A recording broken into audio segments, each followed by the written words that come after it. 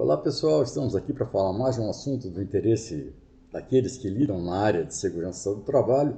E nós fizemos aqui uma breve apresentação sobre um assunto que está muito comum aí na internet, a questão da caracterização ou não da Covid-19 como doença do trabalho e, na verdade, como um acidente de trabalho. Então, eu não quero aqui encerrar o assunto, não quero ser doutor no assunto, mas quero tecer alguns comentários que eu tenho certeza poderão ser úteis para as pessoas que lidam com isso. Então aqui é o nosso canal, o canal do Cosmo Palazzo no YouTube. A gente tem a ideia de fazer palestras rápidas, de certa forma para contribuir para a atuação do profissional e por consequência na melhoria também para os trabalhadores. Então quem puder assinar o nosso canal, entra lá, Cosmo Palazzo, e vai se atualizando com as coisas que nós colocamos por lá. Mas vamos em frente. Então, sem dúvida alguma, o assunto Covid-19, acidente de trabalho, é atualmente um tema que preocupa todos os profissionais no trabalho. Acima de tudo, eu recomendo que esse não é momento para fechar a mente para tudo que está ocorrendo, já que parte do que nós temos muitas vezes são apenas opiniões. Então não há nada muito definido, há uma visão para lá, uma visão para cá, e o bom profissional ele fica tentando entender, ele fica buscando a melhor informação, a melhor interpretação, sempre distante de questões pessoais ou de preconceitos em relação ao assunto, ok? Não é momento para a gente achar que é direito desse ou daquele, é momento para a gente interpretar para que caminho as coisas vão. Então eu quero sempre ressaltar que a gente tem que trabalhar, como eu acabei de falar, sem a questão da visão política, sem a questão do preconceito, para que a gente possa chegar ao melhor resultado. Na verdade, nós estamos diante de um novo muito recente para a gente, e até aprender, até definir o que vai ser, vai demorar um pouquinho de tempo. Ok? Bom, vamos falar um pouquinho de acidente de trabalho e seus conceitos, que é base para a nossa conversa. Então, por toda a nossa vida profissional, todos nós trabalhamos com a Lei 8.213, pelo menos aqueles que são de um certo tempo para cá, E nós temos dentro da nossa cabeça o conceito de que tudo está definido ali. Nós nos habituamos com aqueles conceitos. Nós temos que entender que uma área técnica sofre evoluções, especialmente num mundo em constantes mudanças. Então, embora o conceito seja muito importante, nós precisamos estar abertos para conhecer novas coisas. E o conceito, conforme a última atualização de 2015, está no artigo 19 da citada lei, que diz que acidente de trabalho é o que ocorre pelo exercício do trabalho a serviço da empresa ou de empregador doméstico ou pelo exercício do trabalho dos segurados, referidos no inciso 7º do artigo 11º dessa lei, provocando lesão corporal ou perturbação funcional que cause a morte ou a perda ou redução permanente ou temporária da capacidade de trabalho. Acho que todos nós temos isso dentro de nós. Aí, logo em seguida, começa a vir o conceito da doença profissional e da doença do trabalho, que são equivalentes. Então, a doença profissional, aquela produzida ou desencadeada pelo exercício de trabalho peculiar a determinada atividade e constante da respectiva relação elaborada pelo Ministério do Trabalho e Previdência Social. É o que está na lei. Se o Ministério não chama mais assim, tudo bem, mas a gente sabe o que é. E a doença do trabalho, aquela adquirida ou desencadeada em função de condições especiais em que o trabalho é realizado e com ele se relaciona diretamente. Então, muita gente nunca entendeu a diferença de uma coisa para outra, acha que é só preciosismo, mas não, a doença profissional é aquela que já está diretamente ligada, intrinsecamente comprovada que ela ocorre em determinadas atividades, É presumível que ela ocorra, é mais fácil de trabalhar no nosso dia a dia por isso, e não há necessidade de comprovar nexo. Já a doença do trabalho, ela é justamente prevista porque não dá para a gente trabalhar com tudo numa lista só. Aliás, a lista está sendo atualizada, Mas a gente sempre vai ter casos diferentes que vão surgir. E esses casos, geralmente, eles ficam no limiar muito complicado, porque muitas dessas doenças, elas podem aparecer também em atividades sociais, em coisa que nós fazemos, especialmente no caso de Larry Dort, depois do advento do computador, da gente ter uma máquina em casa, da gente ter um celular, há um limiar, a gente não sabe se aquilo surgiu, foi oriundo só do local de trabalho, se não é do local de trabalho. Para isso existe a investigação em análise, a busca do nexo causal, mas há ali uma suposição de que tem origem ocupacional. E é justamente aqui que a gente encaixa a questão da Covid-19, porque ela fica nesse mesmo limiar, a gente não sabe se a contaminação ocorreu na vida social ou na vida profissional. Isso é uma dúvida que existe e que deve ser pensada dessa forma. E aí vem, logo em seguida, o primeiro parágrafo que diz que não são considerados como doenças do trabalho, e no nosso caso aqui interessa o que está ali, a doença endêmica adquirida por segurado habitante de região em que ela se desenvolva, salvo comprovação de que ela é resultante de exposição ao contato direto determinado pela natureza do trabalho. Então, em legislação, a gente não lê só aquilo que interessa para a gente procura o detalhe e vai tentando entender. E o detalhe melhor está no parágrafo 2º, que vem logo a seguir. Em caso excepcional, então, o legislador ele sempre pensa que alguma coisa pode acontecer diferente. O mundo, as coisas mudam, elas mudam o tempo todo, coisas novas podem aparecer.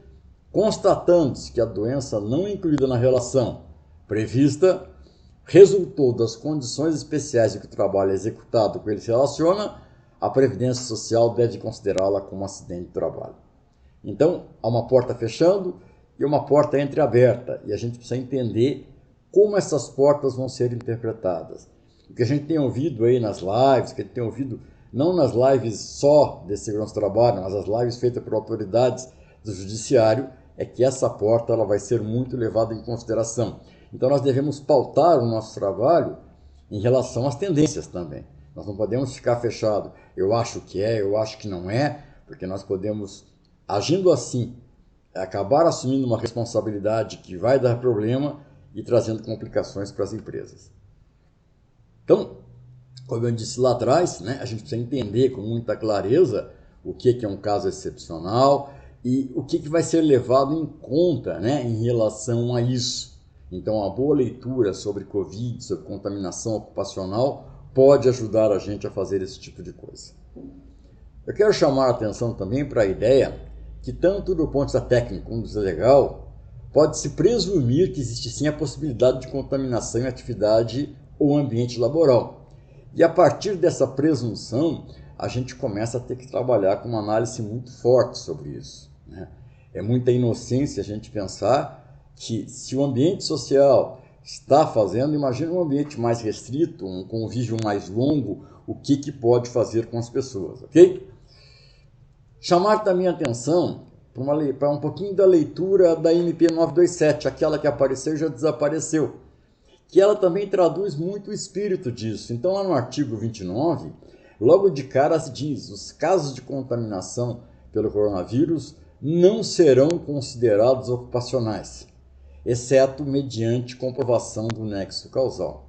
Então, esse exceto ele também é um certo juízo da legislação, porque ele já se via, no momento que isso foi escrito, isso foi publicado, nós já tínhamos a questão da contaminação fora de controle, da contaminação social, comunitária, na verdade, mas a gente sabe que em algumas atividades o problema vai ser lá dentro. Então, não é desculpa dizer que em dado momento, disse que não era, mas deixou uma porta aberta para a sua ação técnica, para poder haver, no momento e no futuro, estudos e análises sobre isso, ok?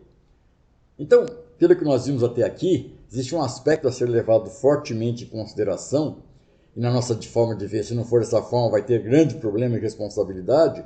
Qual é a fonte ou origem da contaminação? E nós devemos fazer isso desprovidos de qualquer preconceito, de qualquer ideia preconcebida, para que isso dê resultados. E que para isso lá na frente não nos traga implicações maiores.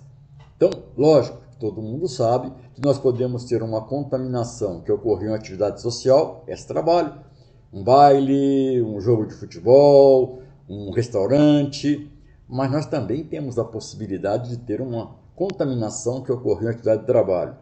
Claro que eu sei tanto quanto vocês, estou lendo pensamentos agora, que é um limiar muito complicado, mas essa situação ela é real e ela vai ter implicações legais ao longo do tempo. Então, passem além dessa ideia e comecem a pensar no que fazer, Claro que quando a contaminação é comprovada, então o fato de existir uma contaminação, ele tem um segundo capítulo, A questão do nexo causal é a questão dela estar associada de forma comprovada a uma atividade, um ambiente de trabalho. Então, quando ela é comprovada, ela é caracterizada, isso já está definido por legislação, como doença e por equivalência acidente de trabalho. Como tal, tem que ser feita a abertura da CAT, da Comunicação Sem Trabalho, e aí começam as implicações, porque geralmente o afastamento do contaminado é de 14 dias. E para se ter estabilidade, a partir de 15 dias. Então esse gerenciamento ele é bastante estreito, ele deve ser pensado nas organizações. E daí em diante outras implicações, conforme condições do local de trabalho onde ocorreu, virão. Então, aqueles que estão achando que nada vai acontecer, tudo vai acontecer. É importante que as medidas previstas, que aquelas que estão nos protocolos sanitários, que as que nós conhecemos de prevenção de acidentes, que os tratados de precaução, eles sejam levados em consideração e que sejam efetivos. Porque a partir do momento que surgir a dúvida, eles vão ser muito importantes para dirimir a dúvida. E a partir do momento que existir um processo, eles vão ser essenciais para se tentar evidenciar que aquele caso de contaminação não teve origem naquele local de trabalho. Então, sempre, né, uma análise muito bem feita sobre condição e situação de cada local de trabalho, né? E o que nós temos nesse momento é a presunção, tanto de que pode ser de um lado ou do outro. E a presunção vai ser dirimida lá na frente, vai ser esclarecida, né, quando a gente conseguir comprovar de uma forma ou de outra o que nós fizemos, o que está sendo feito. Então, essa possibilidade de existir, né, uma caracterização como acidente de trabalho nos obriga a ter uma ação, pelo menos planejada, organizada e executada, e esse é um termo muito usado nas normas regulamentadoras mais novas, porque quando eu planejo, organizo e executo, eu descrevo isso. E é lógico que, como eu sempre digo, o acidente de trabalho ele é um evento que acontece dentro de um ambiente ocupacional, mas a solução final dele é num ambiente administrativo, geralmente é num tribunal, numa área jurídica. E se eu não tiver como evidenciar o que eu realizei, acontece o que invariavelmente acontece com as empresas que acabam pagando por coisas que não deveriam pagar. Nós precisamos trabalhar com critérios. Eu li esses dias uma coisa fantástica, né? Sem pânico e distante da negligência. Exatamente essa é a dose. Mas trabalhar forte para que as organizações tenham realmente, façam frente realmente à questão da Covid-19.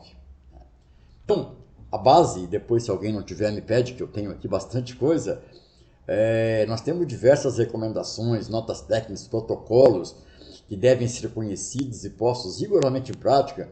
Na verdade, boa parte das medidas não chegam nem a ser complexas, elas são necessárias e devem ser repetidas e constantes, né? E quanto maior o conhecimento e a adesão aos mesmos, maior a precaução e a prevenção e, por consequência, a possibilidade de evidenciar que a contaminação não se deu do trabalho. Então, a consequência em vermelho quer dizer o seguinte: façam as ações, a consequência será boa.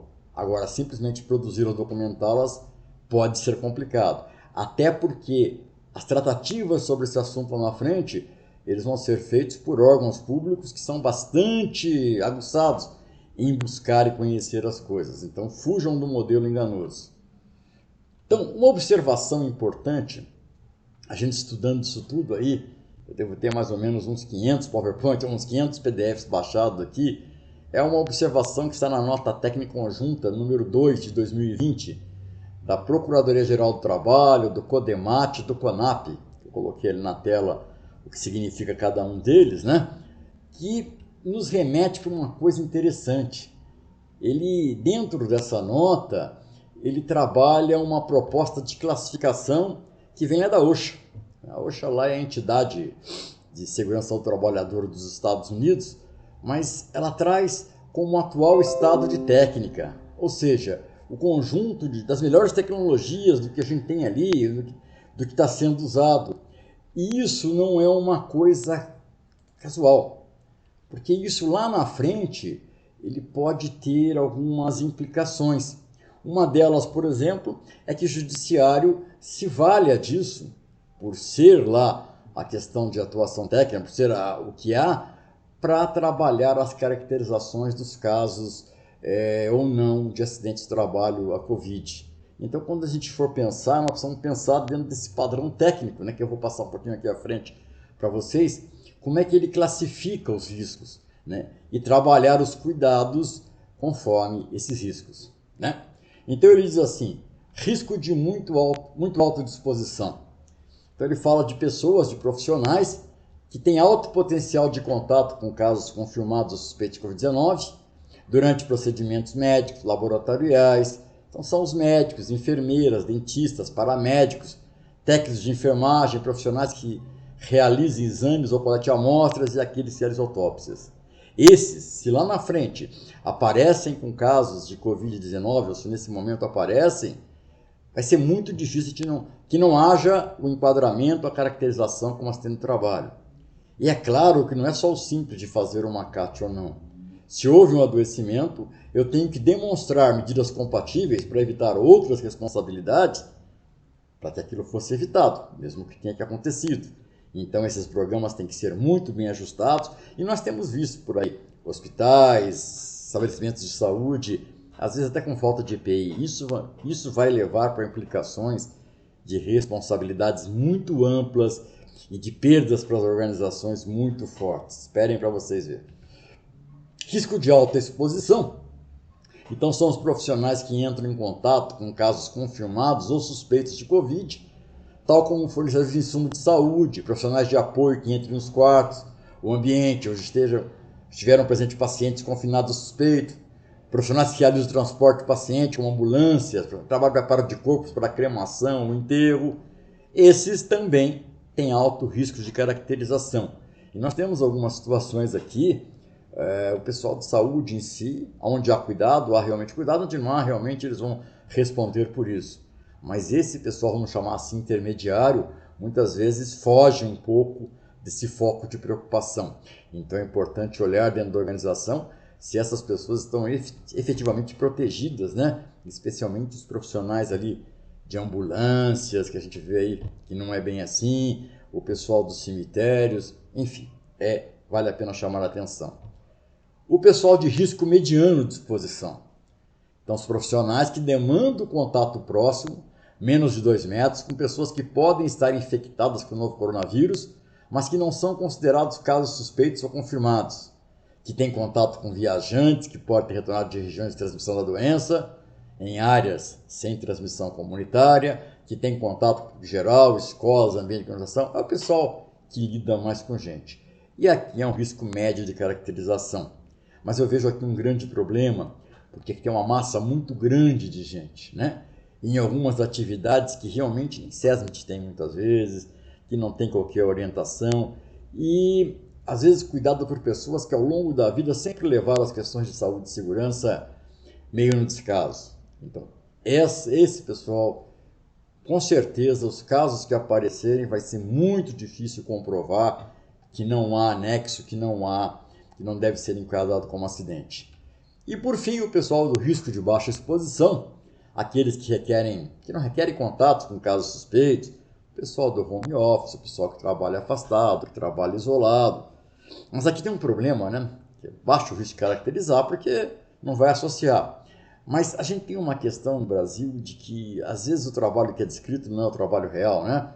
Então, essas pessoas estão trabalhando em casa, mas 2 vezes por semana tem que ir na empresa. Então, cuidado para que o home office, para que aquilo que está afastado, realmente seja afastado, porque essas pequenas exceções podem levar à contaminação e, com certeza, vão levar à caracterização. Ok? Então, nós devemos levar em conta a realidade da atividade, já que, por exemplo, uma atividade realizada em home office, eu acabei de falar, pode exigir outras coisas. A questão do nexo causal, especialmente nos casos que forem para a justiça, né?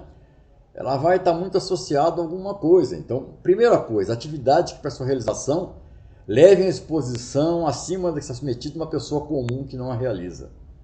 Então é uma tolice, mas todo mundo está na rua, bacana, todo mundo está na rua, mas é outra coisa. A partir do momento que você passa a prestar serviço, você está ligado a um vínculo obrigatório, você tem que cumprir, é outra coisa diferente. Então tudo que estiver nesse campo deve ser objeto de análise da gente.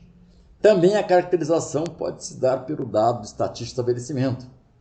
Então pode chegar lá na frente, lá na questão da justiça, e um bom advogado dizer o seguinte, olha, a empresa diz que fornecia EPI, mas ela tem 200 empregados e 50 ficaram doentes.